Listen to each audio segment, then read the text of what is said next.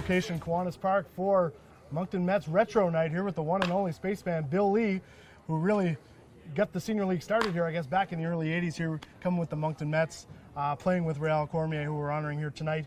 Wanted, I guess, ask your, memories, a little bit of coming to Moncton from Montreal, and then also your first time you saw Real, and what your thoughts were, I guess, on the young left-hander. Yeah. Well, I came here in a Volkswagen Westphalia bus with my new wife, Pam, from Montreal. Yep. And then when the summer came, I got my kids, and I'm driving down the Petitcodiac, and I crossed the Riverview, and I wondered why everything was choked off on the other side. And I said, the first thing I'm going to do is blow up that causeway and free the Petitcodiac. Well, the RCMP followed me for a week. And then I came here, I fell in love with everything here. And at the end of the season, they gave me a deer camp up in Baltimore, Yep. up in the Highlands. And then I stayed in Rolly Melanson's cabin when he left it and went back into town, and I stayed there until the freeze up. And then I drove home and went back to the States, and then I would go to winter ball and play in Venezuela, and then I would come back up here and play for 4 years until we got beat by the Windsor Chiefs out in Red Deer, Alberta, and I got into the altercation with Chambers, and then I was toast.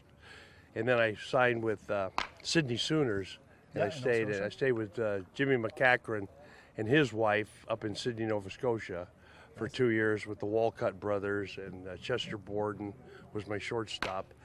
And then Real, I remember Real when he was on our ball club and when he was being scouted by Jim Fanning. And he could have taken Real back to Montreal. Instead, he took like 2 tins of lobster. And that's what Fanning wouldn't know tell if it walked up and bit him on the ass. Well, eventually, he threw a shutout for Montreal, one of his wins. He played for 15 years, and the rest is history. Yep. And it's just a tragedy that he went down so fast, like all the other Phils. So many Philadelphia Philly players that played on that AstroTurf. Yeah. And most of them left-handers. Yeah. Yeah, you had Ken Brett, Tug McGraw, him, and Quisenberry was a right-hander with Kansas City, and Darren Dalton was on that team, and Gary Carter played on the AstroTurf. And I remember seeing a clip of you showing the turf at the Big O. You said this is what killed Dawson and Raines. Exactly. The ruts. Killed their legs. Yes. Killed their legs, yeah. Yeah. Yeah, I've never been an AstroTurf fan, and, No. it's, but I'll tell you, I could pitch on it. If you try to pull the ball, it conserves the energy and gives you a true hop. Yep. Makes your infielders a lot better. When you have to play on wet grass and real dirt, you have to be much more skilled, I think. Well, actually, I guess they've made some enhancements here to Kiwanis Park. The infield is now turf. Yeah. The outfield keeping natural grass, which obviously is nice good. to run on, but still Soft. get a bit of a true hop. Oh, it breeze. Grass breeze. Yeah. AstroTurf doesn't. Yeah. AstroTurf will kill you.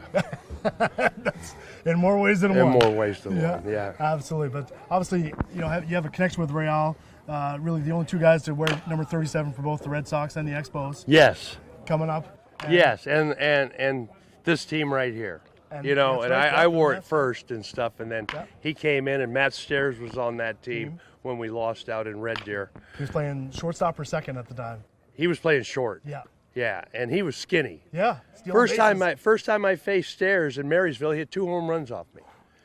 And that guy could wiggle, As and a he lefty. could hit. Yeah, he didn't pull the ball. He was an alley hitter, gap hitter, both gaps. Yeah. And I was really impressed with him a lot. So we got to talk to Real, I guess, 2 years ago at the Moncton Wall of Fame, his induction, and we were talking about obviously what he learned from you being able to play here with the Mets, and one of the biggest things was warm up, how to prepare, and that sort of stuff. I asked him if he grabbed you warm up where you throw the home plate from center field and then from second base and then from behind the mound. He said he didn't use that one too much, but how to prepare, how to stretch, how to take care of the Exactly. body. Some of the things that he. I learned from Mike Marshall. Really? Mike Okay. Marshall, the kinesiologist, and Gus Hoffling, my trainer with Philly. Yep. And, when you throw on the back of the mound, you're landing uphill. Yep. And what that does, it gets your foot down sooner, which brings your arm in sooner, which allows you to pronate and throw the ball better. Gotcha. People don't think throwing downhill is difficult. Yep. Throwing uphill is easy. It's all science. It's all science. It's all science. It's all about it. It's physics and everything. And I was pretty a master of that. Yeah, yeah. Well, You had a couple degrees back in the day, but I know. wanted to ask the story too about how it actually came to be. You got the phone call to come to Moncton, I guess in June when the snow melted, but sort Yes. of, you were playing, I think after Montreal, you were playing in Longueuil. Yeah, you got the call and to they come here for folded. senior. We lost up in Forestville in the Quebec Championships, and the Quebec League folded out of the Montreal area. Yep. And then I got the call from Minton and a bunch of guys here, and Jimmy Scott. I mean, no, what was his name? It was he was the realtor and the Jimmy Keefe. Oh, yes. Yep. Keefe Yep. Realty and Yep. Keefe Insurance. Used to be the Keefe Cubs. Keefe the Cubs minor and Bubs, stuff. That was minor his ball brother, coming up. yeah. Yep. Yep. And they brought me here, and we had that party. We raised about $5,000, and they brought me in and put me up, and the rest is history.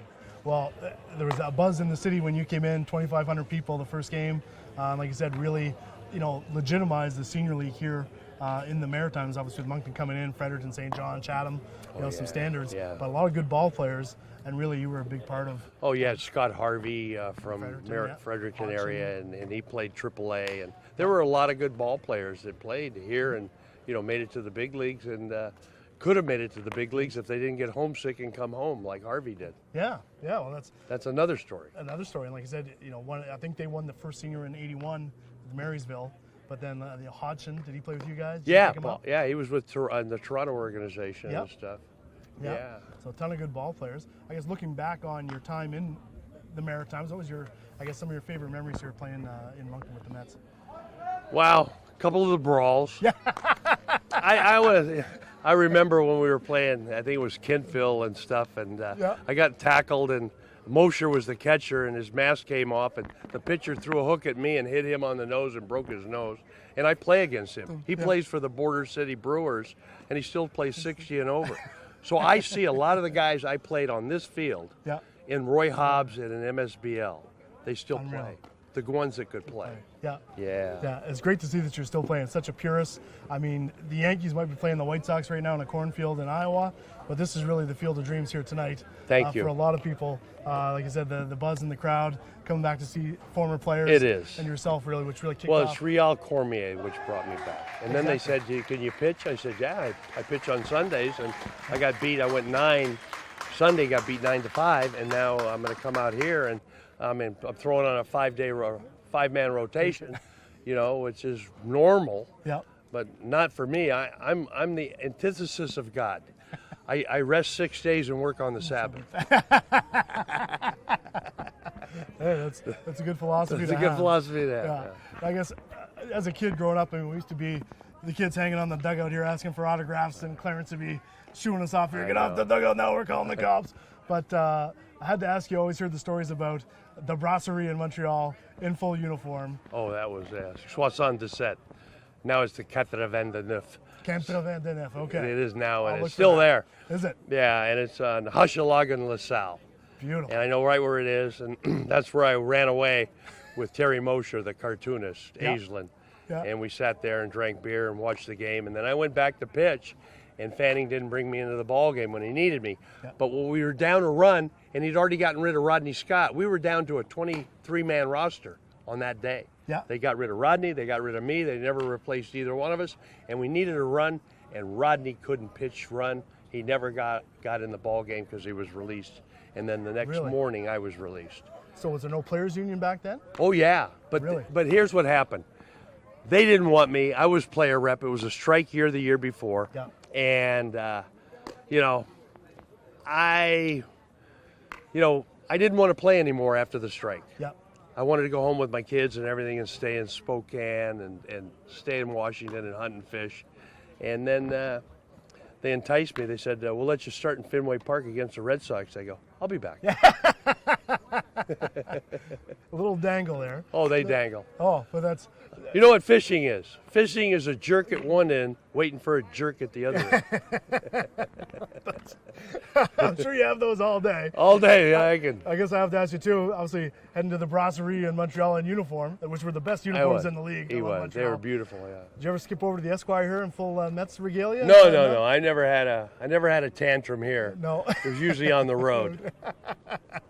I'm sure Real's family, Real himself, Oh, all Real. the former players, very honored that you're doing this and coming back. Whenever and you taking see the around. Acadian flag, when you cross the river and go into Dieppe, that star is Riel Cormier.